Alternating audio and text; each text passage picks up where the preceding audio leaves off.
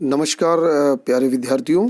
आज आपका NIOS board national institute of open schooling board कक्षा 10वीं हिंदी विषय का यह चैप्टर है अंधेर नगरी चौपट राजा।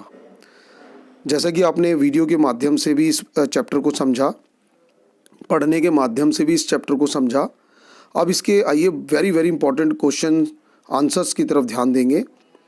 जैसा कि आपको दिख ही रहा है कि दरबार सजा हुआ है और आपने कहानी भी पढ़ चुके हैं ये, तो इसमें काफ़ी सारे कैरेक्टर्स आए थे, यानी कि कई पात्र थे, उनके नाम बताइए। पहले प्रश्न में ये है। तो इसमें महंत, कुंजड़िन, नारायण दास, हलवाई, गोवर्धन दास, शिष्य, राजा, फरियादी, कल्लू, बनिया, कारीगर, चूने वाला, भिस्ती, कसाई, गडरिया, कोतवाल, सिपाही। तो इतने सारे कैरेक्टर के साथ जो है ना ये कहानी बनी थी, तो ये आपने ध्यान भी रखना है।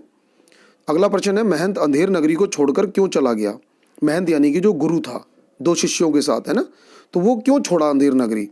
महंत को जब शहर के अलबेलेपन के बारे में और वहाँ के राजा के बारे में पता चला तो वहाँ से चला गया, क्योंकि राजा बिल्कुल बुद्धिहीन था, उसमें बुद्धि नहीं थी, सारी चीज़ें एक ही भाव से बेच रहा था। तो उसे लग गया कि यार इधर तो चीज़ें सस्ती हैं, यहाँ यानी कि यहाँ पे कुछ ना कुछ गड़बड़ है, जहाँ लालच होता है वहाँ गड़बड़ होता ही होता है। तो इसलिए वो वहाँ से निकल के चला गया। आप अपने अनुसार इस प्रश्न को जो है उत्तर को बड़ा कर सकते हैं। अगला प्रश्न है, शिष्य गोवर्धन दास अपने गुरु के साथ क्यों नहीं लौटा? समझ जाओ बच्चों कि गोवर्धन दास कितना लालची था और उसने किस तरह से जो है वहीं रहने की ठानी। शिष्य गोवर्धन दास अंधेर नगरी में मिलने वाली सस्ती वस्तु से बहुत खुश था, इसलिए वह अपने गुरु के साथ नहीं लौटा, क्योंकि लालच बुरी बला होती है ना। तो बस वही कहानी है। सिपाही गोवर्धन दास को क्यों फांसी देना चाहते थे? अब तुम्हें पता ही है, सिपाही राजा के हुक्म के अनुसार सिपाही मोटे आदमी की तलाश में जाते हैं, तभी उन्हें गोवर्धन दास दिखाई देता है। गोवर्धन दास मिठाई खाकर खूब मोटा हो गया था, इसीलिए सिपाही गोवर्धन दास को फांसी देना चाहते थे। अब लालच इस शिष्य ने किया और वो वहीं रुक गया, और दूसरा जो चेला था, गुरु थे, वो तो चले गए थे वहाँ से। उन्हें लगा था कि तो गड़बड़ है कुछ ना कुछ, तो लेकिन ये रुक गया था लालच के कारण, सस्ती चीज़ों के कारण, और वो मोटा हो गया और उसका फल जो है उसको भुगतना हुआ। गोवर्धन दास की जान कैसे बची? इसका उत्तर इस तरह से रहेगा कि स्वयं को संकट में पाकर गोवर्धन दास ने अपने गुरु को याद किया। गुरु ने आकर ऐसा भ्रम फैलाया कि फांसी पर चढ़ने के लिए सभी के सभी लड़ने लगे और अंत में राजा स्वयं फांसी पर चढ़ गए।